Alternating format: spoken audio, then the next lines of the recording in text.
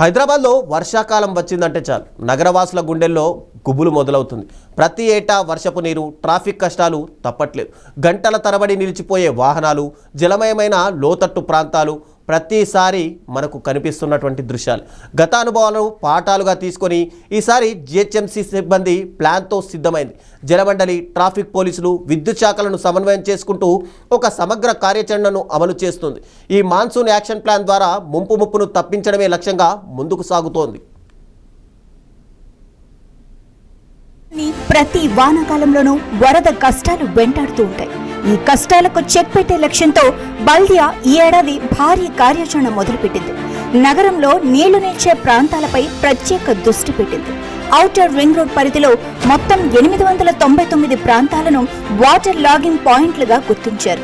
వీటిలో 257 ఏరియాలు అత్యంత సమస్యాత్మకంగా ఉన్నాయని అధికారులు నిర్ధారించారు.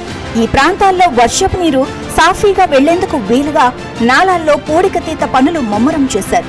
చెత్త చెదారం, మట్టిని తొలగించి నీటి ప్రవాహానికి ఎలాంటి ఆటంకాలు లేకుండా చూస్తున్నారు.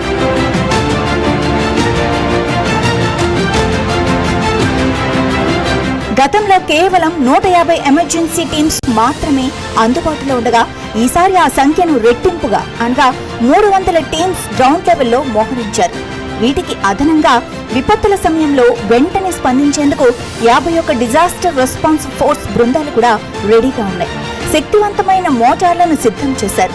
ఎక్కడ సమస్య తలెత్తినా నిమిషాల వ్యవధిలో అక్కడికి చేరుకొని సహాయక చర్యలు చేపట్టేలా ఈ బృందాలకు స్పష్టమైన ఆదేశాలు అందాయి. మేజర్ వాటర్ లాగింగ్ పాయింట్స్ అంటే చాలా ఉధృతంగా ఉండేటువంటి అంటే ఎక్కడ నీటి బాగా ఎక్కడ స్టాగ్నేట్ అవుతుందో అట్లాంటివి కొంచెం సీరియస్గా ఉన్నాయి. లైక్ మనం చూసాం మైత్రివనం ఉండేది, లేకపోతే రాజ్భవన్ దగ్గర ఉంటుంది, లేకపోతే మనకి ఇట్లా ఏది ప్లేసెస్ ఖైరతాబాద్, ద్వారకా దగ్గర ఉంటుంది, ఇట్లా గచ్చిబౌలి బయోడైవర్సిటీ జంక్షన్ దగ్గర ఉంటుంది. ఇట్లా చాలా serious water logging points Kukatpally Miyapur junction దగ్గర ఉంటుంది, లేకపోతే వై జంక్షన్ ఉంది కుక్కట్పల్లి. ఇట్లా చాలా ప్లేసెస్లో మన సీరియస్ వాటర్ లాగింగ్ పాయింట్స్ ఉన్నాయి. ఎల్బీ నగర్ ఉన్నది. ఇట్లాంటి ప్లేసెస్ దాదాపు మనకి 257 దాకా ఉన్నాయి. సో వీటిల్లో మనము ఈ డిఆర్ఎఫ్ టీమ్స్తో పాటు మాన్సూన్ ఎమర్జెన్సీ టీమ్స్ని కూడా అక్కడ కొంత చోట మన స్టాటిక్ టీమ్స్ కూడా పెడుతున్నాము. దాని స్టాటిక్ టీమ్స్ కూడా దాదాపు 89 స్టాటిక్ టీమ్స్ కూడా పెడుతున్నాము. ఇవన్నీతో పాటు ఎక్విప్మెంట్ కూడా మనం మొత్తం రీఆర్గనైజ్ చేసుకున్నాము. ఎక్విప్మెంట్ కూడా గతంలో చిన్న హెచ్పీలు అంటే ఏదో మనకి 5 హెచ్పీనో ఇట్లా 6.5 హెచ్పీ ఉండేటటువంటి దాని ప్లేస్లో ఇప్పుడు 12.5 హెచ్పీ అంటే ఎక్కువ వాటర్ని పంప్ అవుట్ చేయడానికి 25 హెచ్పీ కూడా కొన్ని ఇప్పుడు ఆర్యూబీలు ఉన్నాయి, రైల్వే అండర్ బ్రిడ్జెస్ ఉన్నాయి. అక్కడ అన్నింటిలో కూడా మనకి వాటర్ ఎక్కువ నీళ్ళు వస్తుంది. అట్లాంటి చూసరా కానీ లేకపోతే కొన్ని వాటర్ లాగింగ్ ఏరియాస్ లైక్ ఏదన్నా సపోజ్ కుక్కట్పల్లి వై జంక్షన్ ఉంది అంటే తొందరగా ఫ్లష్ అవుట్ చేయడానికి మనకు అక్కడ ఏం చేస్తున్నామంటే 25 హెచ్పీ మోటార్స్ని కూడా పెడుతున్నాము. ప్లస్ ఆ పైపును కూడా మనం ఇంతకుముందు గతంలో పైప్ తెచ్చి మళ్ళీ ఇక్కడే కొడితే మళ్ళీ అక్కడే ఆగేటంటే మైన్యూట్ డీటెయిల్స్లోకి వెళ్తున్నాం. అంటే ఆ పైప్ లైన్ కూడా దాదాపు 100 మీటర్స్ దూరం నుండి తీసుకెళ్ళి వదిలేటట్టు, మళ్ళీ నాలాలోనో దేంట్లో వదిలేటట్టు, దానికి మళ్ళీ ఆ పైప్ లైన్ వేసేటప్పుడు రోడ్డు మీద వెహికల్స్ పోకుండా దాని మీద మళ్ళీ కవర్ చేసేటట్టు, దానివల్ల పైపు డ్యామేజ్ కాకుండా చూసేటట్టు. ప్లస్ స్టార్ట్ చేయడానికి చూసాం. పోయినసారి మేము వెళ్ళి అక్కడ పాయింట్లకి వెళ్ళి చెక్ చేస్తే స్టార్ట్ చేయడానికి దాదాపు అరగంట 40 నిమిషాలు పడుతుంది అనమాట. ఇక్కడ ఒక వాటర్లో ఇంకా వెళ్తే కానీ అందుకు ఆటో స్టార్ట్ పెట్టే ఇప్పుడు ఆటో స్టార్ట్కి వెళ్ళేటట్టు, సో ఆటో ప్రైమింగ్ తోటి ఉండేటట్టు ఇట్లా అంటే చిన్న చిన్న మార్పుల్ని చేసుకుంటూ మనం ఇమీడియట్గా దాన్ని అక్కడ చేయడానికి మా వైపు నుంచి మేము చేస్తున్నాం. But problem is much more సీరియస్గా ఉంటుంది.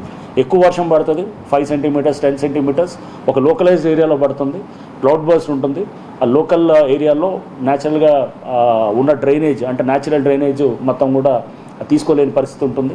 సో వాటర్ లాగింగ్ షూర్గా ఉంటుంది, కానీ దీన్ని మిటిగేట్ చేయడానికి కూడా అంటే తగ్గించడానికి మేము వైపు నుంచి అన్ని చేస్తాం. వర్షాకాలంలో సవాళ్లను ఎదుర్కోవడానికి అన్ని ప్రభుత్వ శాఖల మధ్య సమన్వయం కోసం ఇంటిగ్రేటెడ్ కమాండ్ కంట్రోల్ రూమ్ ను ఏర్పాటు చేశారు. జిహెచ్ఎంసీ, జలమండలి, ట్రాఫిక్ పోలీసులు, విద్యుత్, రెవెన్యూ శాఖల అధికారులు ఒకే చోట ఉండి పరిస్థితిని సమీక్షిస్తారు.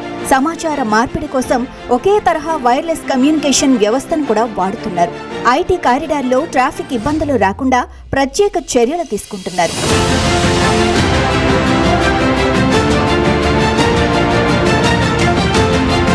గత చేదు అనుభవాల నుంచి పాఠాలు నేర్చుకున్న అధికారులు ఈసారి వర్షాకాలాన్ని ఎదుర్కొనేందుకు సర్వం సన్నద్ధంగా కనిపిస్తున్నారు.